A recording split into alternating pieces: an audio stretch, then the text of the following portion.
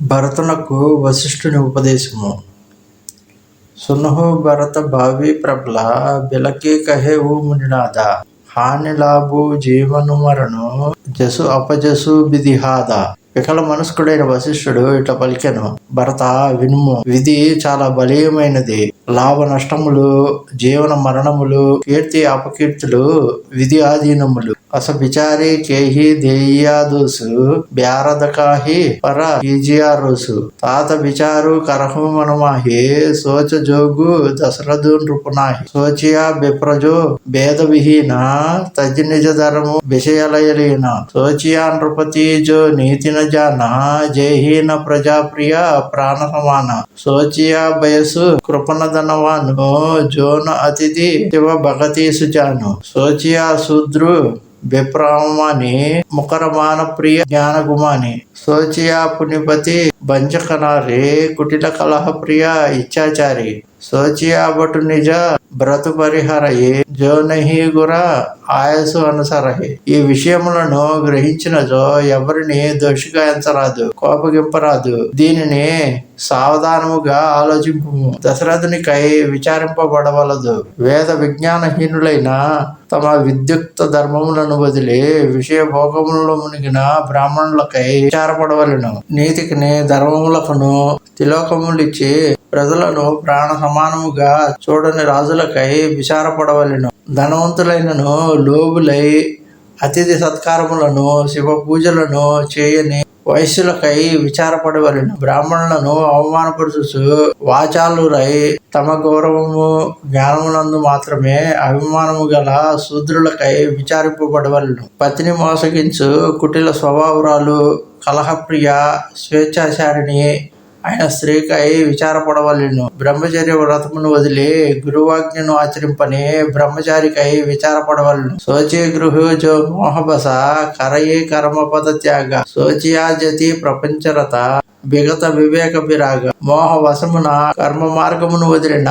గృహస్థునికై వివేక వైరాగ్యహీనుడైన మాయా ప్రపంచమగ్నుడైన సన్యాసికై విచారపడవలను. బైకానస సోయి సోచైజోగు తపు విహయి జేహి భవయి భోగు. సోచియా పిసున అకారణ క్రోధి జననీ జనక గుర బంధు విరోధి. సభ విధి సోచియా పర అపకారి నిజతను పోషక నిర్దయ బారి. శోచనీయ సభహి విధి సోయి జోన చాడి చలు హరిజన హోయి. శోచనీయ నహి కోసలరావు భువనచారి దశ ప్రకట ప్రభావు. భయేవు నా హై నా అభ హోనిహార భూప భరత జస పితా తుమారా. విధి హరిహరు నరపతి దిశనాథ భరణి సభ దశరథ గుణగాథ. తన తపస్సులను మాని భోగ లాలసుడైన వానప్రస్థునకై విచారపడవలేను. చాడీలను చెప్పిడి వారు, అకారణముగా కోపగించువారు, తల్లిదండ్రులను, గురువులను, సోదరులను, బంధువులను ద్వేషించువారు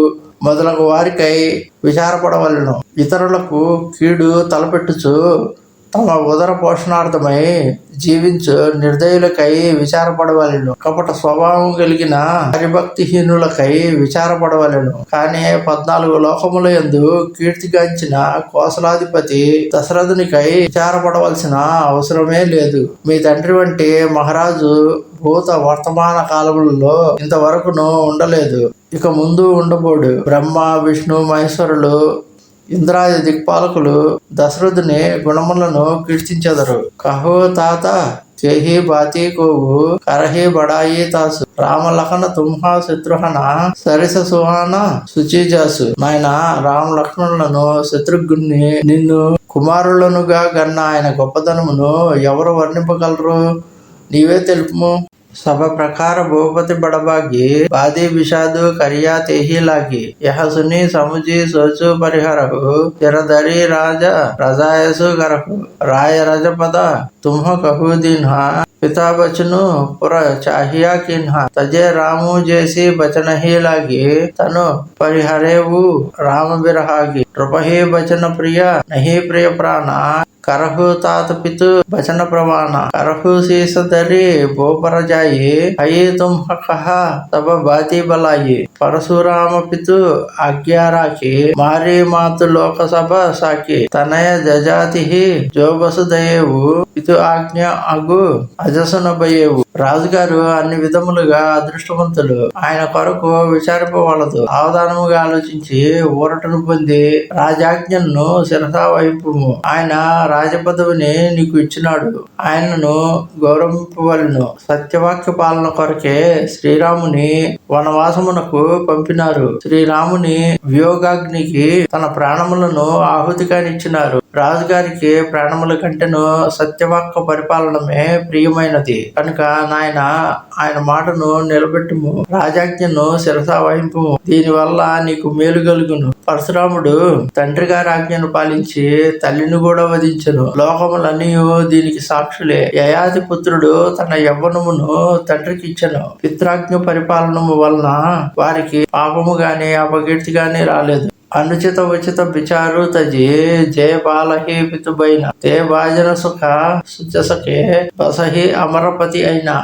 ఉచితానుచితములను గూర్చి విచారింపక తండ్రి ఆజ్ఞను పాలించువారు లోకములో కీర్తి ప్రతిష్టలను సుఖమును పొందెదరు. కడకు స్వర్గధామమును చేరెదరు. ఆవసి నరేశ వచనపురకరహు పాలహు ప్రజా సోకు పరిహరహు సురపుర నృపు పాయి పరితోషు కుంభకహు స్మృత సుజసు నహి దోషు.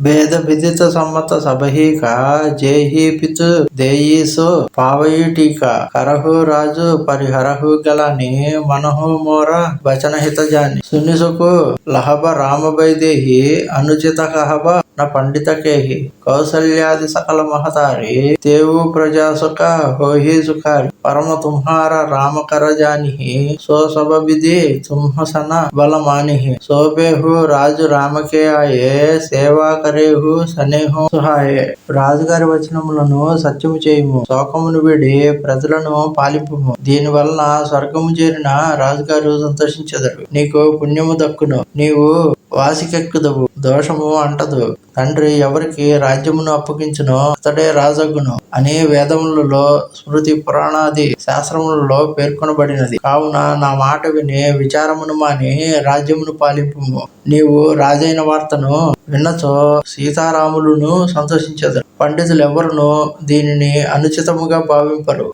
ప్రజలు సుఖముగా నుండుటచే కౌసల్యాది రాజమాతలు కూడా తృప్తిపడెదరు. శ్రీరాముడు నీకు పరమ ఆరాధ్యుడు. నీకును శ్రీరామునకు మధ్య గల ప్రేమానురాగములను తెలిసిన వారు అన్ని విధములుగా నిన్ను మెచ్చుకొందురు. శ్రీరామచంద్రుడు తిరిగి వచ్చిన పిదప రాజ్యమును ఆయనకు అప్పగించి ప్రేమతో సేవ చేయుము. కీజియా గురు ఆయసు అవసి కహే సచివ కరజోరి రఘుపతి ఆయే ఉచిత జస తసతబ కరబహోరి. మంత్రులు అంజలి ఘటించి భరతుని ప్రార్థించిరి. గురువు గారి ఆజ్ఞను అవశ్యముగా పాలింపుడు. శ్రీరాముడు తిరిగి వచ్చిన పిమ్మట మీకు ఉచితమని తోచినట్లు చేయుడు.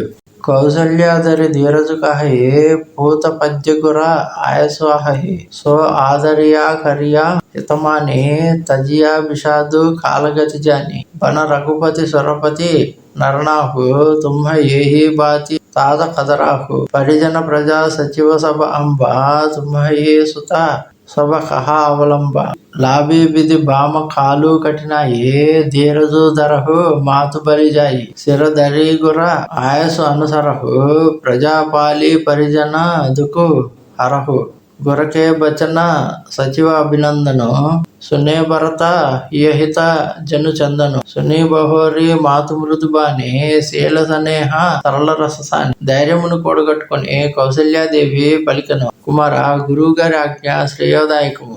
దానిని హితముగా భావించి ఆదరింపుము. ఇది అంతయు విధి నిర్ణయముగా తలంచి విషాదమును వేడుము. శ్రీరామచంద్రుడు వనములలోనున్నాడు. మహారాజు స్వర్గస్థులైనారు. నాయనా, నీవు ఈ విధముగా వెనుకాడుచున్నావు. కుటుంబమునకును ప్రజలకును మంత్రులకును తల్లులకును అందరికి నీవే ఆధారం. విధి వైపరీత్యమును ప్రతికూల కాల పరిస్థితిని గమనించి ధైర్యమును వహింపుము. నేను నీ తల్లిగా చెప్పుచున్నాను. గురువాజ్ఞను శిరసా వహింపుము. ప్రజలను పాలించి వారి దుఃఖములను పోగొట్టుము.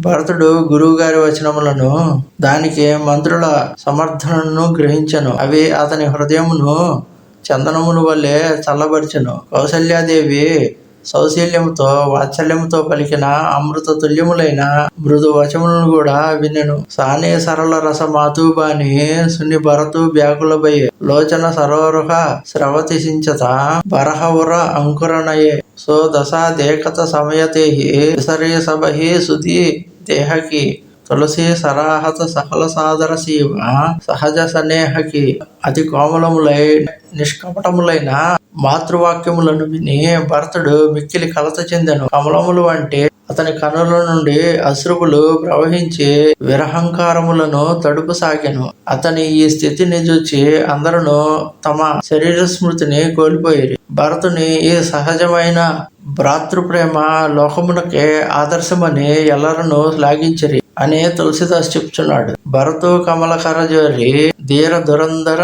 ధీరధరి భచన అమియాజను బోరి దేత ఉచిత ఉత్తర సభహి. సహజముగా ధీరుడొకటచే భరతుడు ధైర్యమును కూడగట్టుకొని తన కర కమలములను జోడించి అమృత సిక్తములైన వాక్కులతో అందరికి సమాధానములు సాగిను. ఓం